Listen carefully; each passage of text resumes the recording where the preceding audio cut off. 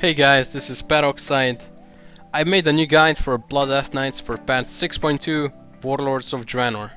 Let's get through the talents. For the level 56 talent, you definitely want to be using Plague Leech. It gives you free 2 runes in exchange for your diseases, but you can simply reapply your diseases back with a Glyph of Outbreak. You consume 30 runic power and it's back up. Or if there's an ad nearby, you just want to Blood Boil off it, so your primary target just gets instantly diseases back. Plague Batter and Unholy Blight, you definitely don't want to be using those two talents as a Blood Death Knight. For level 57 talent, you want to be using Purgatory. The problem with the Anti-Magic Zone is that it lasts for only 3 seconds, and that's more like a raid utility. So you want to focus on your own thing, and if it happens that you go into Purgatory, you have that cheap death so you don't die, and you just death pact off it, it's great. Or just call out for Lay on Hands and you're golden. For level 58 talent, this is situational tree. If you need a stun, use go Asphyxiate. If you need control on the ads to slow them down, if you can slow them, go Chillblains. Or if you just want to passively move faster and have that extra burst of speed, go with That's Advance. I see myself using That's Advance most of the time. For the level 60 talent, definitely Blood Tap. Runic Empowerment and Runic Corruption are way too RNG, and if you don't want to be using Blood Tap, go with Runic Corruption. It scales better, it's just overall better. But definitely be using Blood Tap. What I want to add is that there is no RNG involved in Blood Tap. It's just you consuming runic power, getting blood charges, and getting those free runes that you want for your Death Strike or Rune Tap or whatever you want. For level 75 talent, you definitely want to be using Death Pact. It's the best out of the three. It gives you that extra burst of health that you need if you're in Purgatory or if you're low HP, and you just boom 100%, great. For level 90 talent, again the situational tree. If there's something that is stunning you on the boss, just go with Desecrated Ground. If there's ads that you need control with, that your raid doesn't have more stuns like Shadow Fury or something like that, go Remorseless Winter. And if there's ads that can be moved and grabbed to one place, definitely go with Gorfin's Grasp. I'm using Gorfin's Grasp on most of the things, because there's like usually nothing that you can stun. For level 100 talent, you have two choices here. My personal choice is Defile, and the other one is Breath of Sindragosa. As in for 6.2, Breath of Sindragosa got nerfed, so it consumes 20 runic power up from 15, and Glyph of Icy Runes was removed, so your Chains of Ice no longer generates that extra runic power, so you have a way harder time to maintain Breath of Sindragosa. And Defile is just straight up 10% damage reduction while the enemy is standing in your Defile pool. So yeah, that's it for talents. Now for the glyphs, you want to be using Glyph of Outbreak. It synergizes very well with Plague Leech, so you can instantly reapply diseases at the cost of 30 runic power. The next glyph you want to be using Glyph of Regenerative Magic, so when you use your anti-magic shell, it reduces the cooldown up to the shield absorption that you didn't use. And then for the third one you want to be using Glyph of Blood Boil, which makes increases the radius of your Blood Boil, so it reaches some mobs that could be out of range, so it deals damage to them and applies diseases and so on. What I usually find myself doing is swapping Blood Boil on the fights that have frequent spike damage, so you wanna swap that for Glyph of Icebound Fortitude. It reduces the cooldown of your Icebound Fortitude by 50%, but it also reduces the duration of it by 75%, so but you know, that's a fight specific thing, and you know, you don't want to always do that.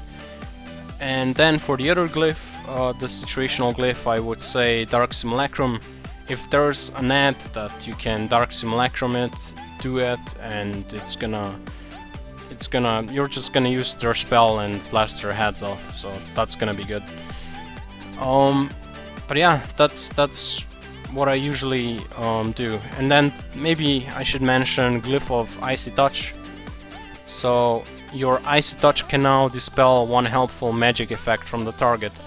You personally shouldn't be doing that because you're a tank, so you want to use those runes for your death strikes, but if that's the only way, you don't have a shaman or a hunter in your raid group, then that's the only way to do it. For the minor glyphs, you want to have Glyph of Army of the Dead, so your goals, when they're summoned, they no longer taunt the target, so your team's not gonna be annoyed at your goals because they are at one place, so you can actually move them around and tank them where they're supposed to be. And the other one is Glyph of Resilient Grip. So what this does, this glyph is kind of bugged, to be honest. Even when your death grip fails, it sometimes because the target is immune, it should reset the cooldown, but it sometimes doesn't, and it's very buggy. But it's nice to have because it's always a plus. Okay, if it's immune, I'll get my reset back if I want. Well, shit, but that's the only important minor glyphs there is, so you should use these two. I'm gonna be talking about the rotation now. I use Frost and Unholy runes for death strikes. The only time I use one Frost and one Unholy rune for something else is at the start of the fight. I use Dancing Rune Weapon first, and then I cast sequence Icy Touch and Plague Strike, so I get double diseases on my target. Use Blood runes for Blood Boil, unless if the target is at 35%, Soul Reaper takes priority then over your Blood Boil, or use your Blood Boil if you have 6 or more targets that you need to AoE down. You obviously want to keep your diseases up if they aren't up. Use Crimson Scorch procs on Defile if you have Death and Decay spec'd, or Death and Decay if it's not spec'd. And if one of those are on cooldown, then just use it for Blood Boil. Use Death Coil to spend Runic Power, unless you're spec'd into Breath of Sindragosa. Then you want to store up to 100 Runic Power, and then try to maintain the breath as much as possible when you use it by using Blood Tap, Plague Leech, Anti-Magic Shell by standing in fire and using Anti-Magic Shell just to get that extra Runic Power.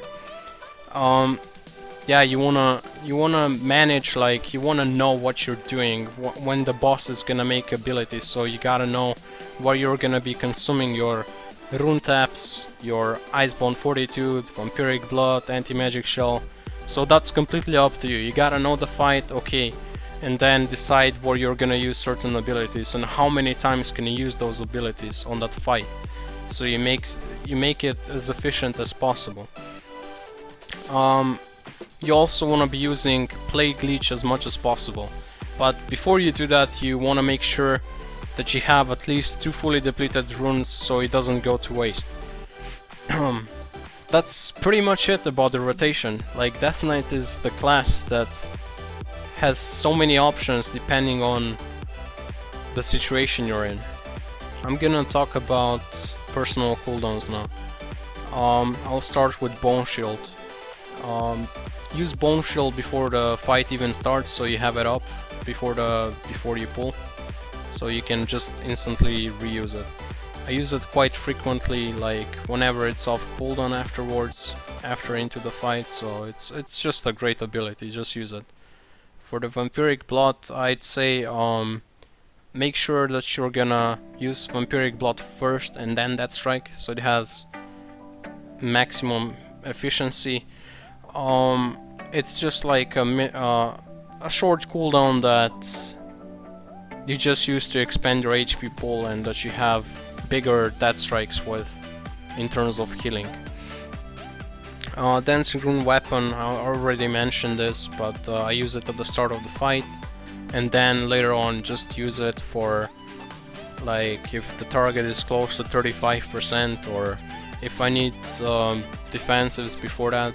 Make sure you use it on when the time is right. Like it sounds stupid, but like you can apply double diseases with Dancing Rune Weapon, and you can do double Soul Reapers on it. It's a great ability if you know how to use it properly.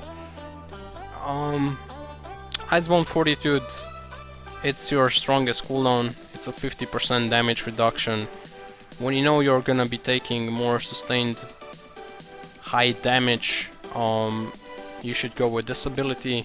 And then for Anti-Magic Shell, this is like the best anti-magic ability in the game probably. I love this ability. When you consume your absorption shield, it gives you runic power, so I also like to manipulate it when I don't know, I would intentionally run into magic damage and pop it just to get that free runic power, which is used for Death Coils, which converts later on into blood taps for more runes and so on. And Power Rune Weapon, this is like my oh shit button. Like if I know that the boss is gonna die, I just use it to do some extra damage. But if I'm like in oh shit moment, this is like your go-to use to instantly use to death strikes if you're like we said, in oh shit moment. But yeah, and then also for Rune Tap, it's an awesome ability. When you take like blink of a damage, like it lasts for 3 seconds and it's 40% damage reduction. This is why Death Knights are amazing, and yeah, it's great. And now for the external cooldowns, make sure you have a weak aura, and that includes all the external cooldowns like Iron Bark, Hand of Sacrifice, Vigilance, Pain Suppression, such stuff like that, because it really helps you in terms of tanking. You want to make sure that if you don't have your cooldowns ready, that you call out for them. For the stat weights, I'm just gonna tell you my personal opinion on the stat weights and what I would do. So I would put Strength and Bonus Armor on top. Why? Because it resolves around your Death Strike, it scales with your Death Strike, and that's your main mitigation overall.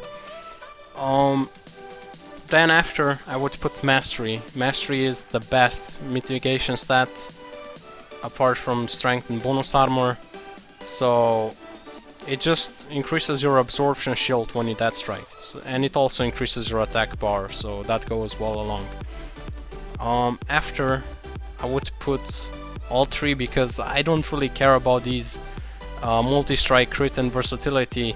Multi-strike is the best damage stat, then you have crit. Crit is also a damage stat, and versatility is more orientated into tanking stat. It does increase your damage done, it increases your damage reduction and such stuff like that. Don't really care about that. And then at the bottom you have haste. Haste kinda scales poorly, so blah. That's my opinion on the stat weights. Let's move on to enchants, gems and consumables. For the weapon enchant, hands down Rune of the Fallen Crusader. It increases your strength, so that goes well with Death Strike. Let's just think about that. Stone Skin Gargoyle, kinda shit, kinda garbage, you wanna avoid from that.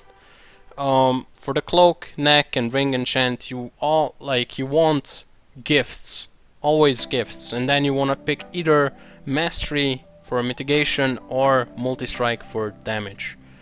And then for the gems, you either want Mastery or Multi-Strike gems again. And then for consumables, Greater Drunaic Strength Flask, always. Like, you always want to use the Strength Flask. And then for the food, you want to use either Sleeper Sushi, which is Mastery food, or Salty Squid Roll, which is Multi-Strike. For the potions, you want to use Drunaic Armor Potion before and into the fight. And also you want to use Healing Tonics. They're also like very useful, and they don't share the cooldown with pre-pots such as Drunaic Armor Potions. And then you also want to be super good, and you want to use runes when you're progressing or whatever you're doing, just because it gives you extra 50 strength. So you want to use Stout Argument Rune. now I'm gonna explain how do you pull as a Blood Death Knight. So, at the start of the pull, you wanna cast Army of the Dead 6 to 8 seconds before the pull. Well, 6 to 8 because I don't know your haste and I don't know, like, you wanna...